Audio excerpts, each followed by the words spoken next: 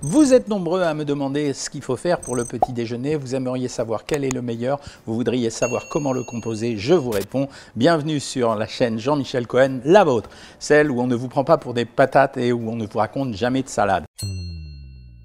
Le petit déjeuner, alors tout de suite, on se met d'accord, c'est pas le meilleur repas de la journée, c'est pas le petit déjeuner le plus important repas de la journée. Ça, c'est pas vrai, c'est un slogan, je vous expliquerai pourquoi.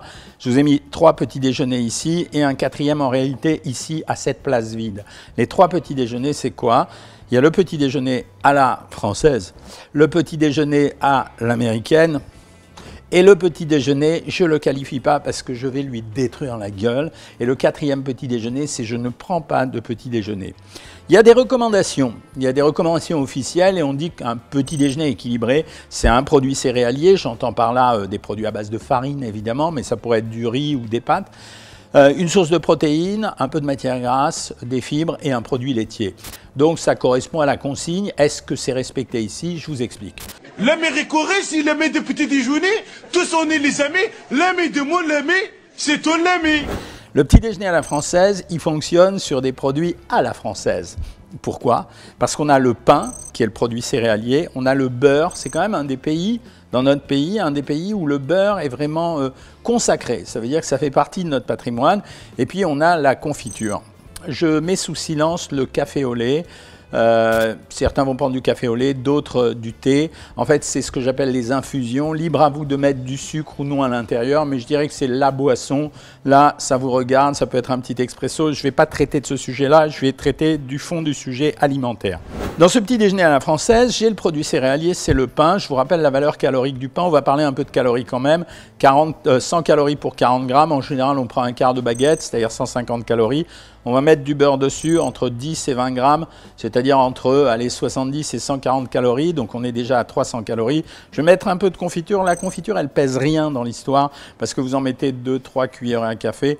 C'est pas grand chose et donc ça fait, allez, on va dire 10 grammes, 40 à 50 calories. Donc on est à 350 calories. Après, vous allez rajouter, si vous êtes vachement sérieux, une salade de fruits ou un fruit. Pourquoi? Parce que là, c'est vraiment intéressant de commencer le repas du matin avec des fibres. Et quand je dis salade de fruits, j'ai fait exprès de ne pas dire jus de fruits. Vous connaissez mon opinion sur les jus de fruits. Les jus de fruits, en particulier industriels, c'est de l'eau sucrée aromatisée. Ça n'a pas beaucoup d'intérêt. C'est du sucre en plus et ça ne se compare pas à un fruit. Et je vous rappelle, qu'est-ce qui nourrit le plus? Je vous donne et je vous demande la réponse à vous. Le jus de 3 oranges ou 3 oranges, ben évidemment 3 oranges, donc c'est pour ça que je préfère le fruit. Donc plutôt pas mal équilibré, le petit déjeuner à la française.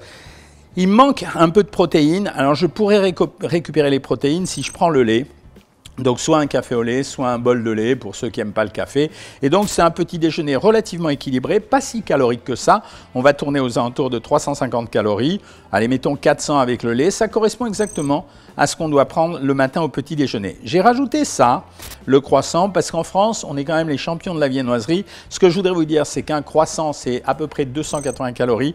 Donc c'est l'équivalent du pain et du beurre. Donc vous avez le droit de prendre un croissant, mais à ce moment-là, vous êtes obligé de sucrer le pain et le beurre. Vous prenez un croissant, 2-3 cuillères à café de confiture, votre lait demi-écrémé avec votre café. Vous avez fait un bon petit déjeuner, surtout si vous avez rajouté les fibres avec la salade de fruits. Le deuxième petit déjeuner, il est plus compliqué parce que nous, on n'a pas cette culture de se lever tôt le matin. Ah, Jean-Pierre. Bonjour Jean-Pierre. Salut William. Certains d'entre nous prennent, là j'ai fait des œufs brouillés, j'aurais pu faire des œufs coques, mais le petit déjeuner à l'américaine, il renforce surtout les apports en protéines. Regardez, on a les œufs brouillés, donc c'est pas mal de protéines.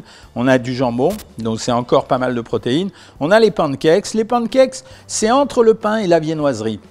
C'est un peu plus riche que le pain et c'est beaucoup moins riche que la viennoiserie. Donc moi, je dirais que ça se compare à peu près au pain. Et j'ai mis 4 petits pancakes, ce qui représente l'équivalent d'un quart de baguette avec un peu de matière grasse en plus. Donc finalement, j'ai la même chose. J'ai à peu près 180 calories ici. J'ai mis 2 œufs brouillés, 160. Ça veut dire que je suis entre, grosso modo, à 340 calories et j'ai mis un peu de jambon, 400 calories. Donc avec la salade de fruits, 480 calories, avec le lait demi-écrémé, un peu plus riche, mais c'est dans la culture américaine. Burger King, Wendy's, and McDonald's.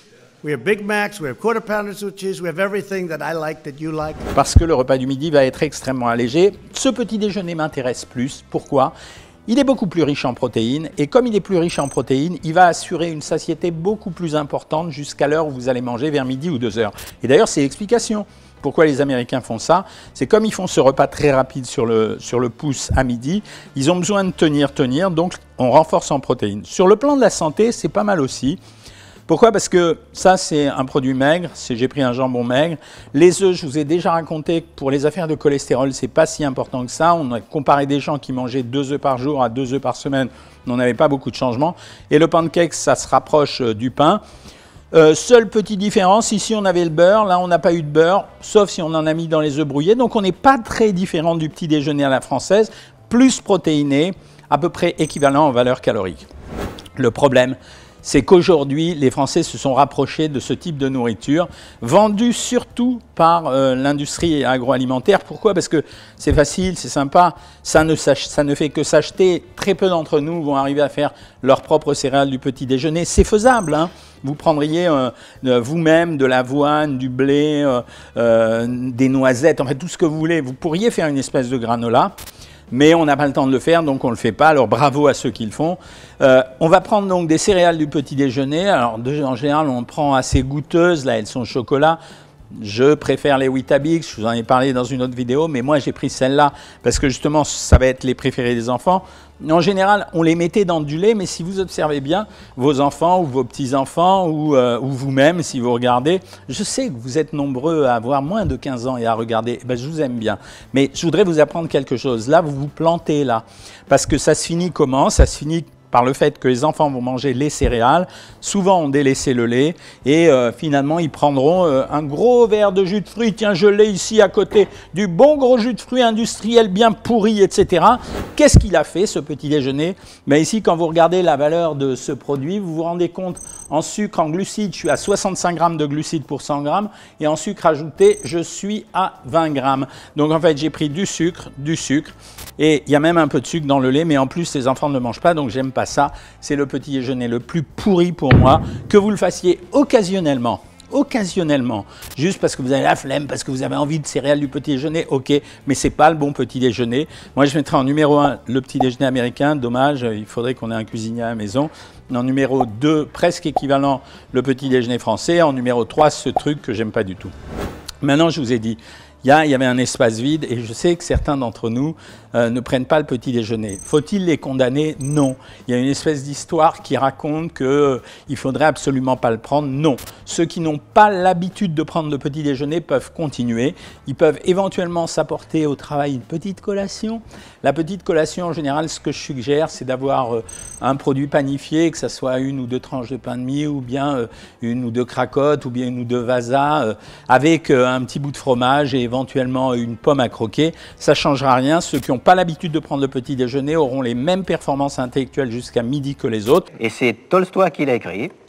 Un petit peu de café, Jean-Pierre Ah, je veux bien, un petit peu. Par contre, si vous avez l'habitude de prendre un petit déjeuner, attention, quand vous ne le prenez pas, vous aurez une baisse de votre acuité intellectuelle. Ceux qui ne prennent pas le petit déjeuner, en général, le récupèrent autrement. Ça veut dire que ce petit déjeuner, donc le pain, fromage, etc., dont je vous ai parlé, ils peuvent très bien le réserver pour une collation dans l'après-midi ou pour une collation dans la soirée, pour ceux qui ont l'habitude de grignoter en soirée. Ce que je voudrais vous dire, c'est que ça n'a rien d'officiel, c'est juste ceux qui ont l'habitude de prendre le petit déjeuner, essayez de ne pas le sauter, sinon vous aurez une baisse d'activité. Voilà, ça c'est ce que j'avais à vous raconter. Si vous avez aimé cette vidéo, vous la likez, vous la partagez, mais surtout, vous laissez des commentaires. C'est grâce à ça que j'arrive à vous faire des tas de vidéos. Vous n'oubliez pas de vous inscrire éventuellement sur Instagram ou bien sur Facebook. Ça me permet de vous donner d'autres renseignements encore différents de ceux-ci. Et je vous dis au revoir les amis!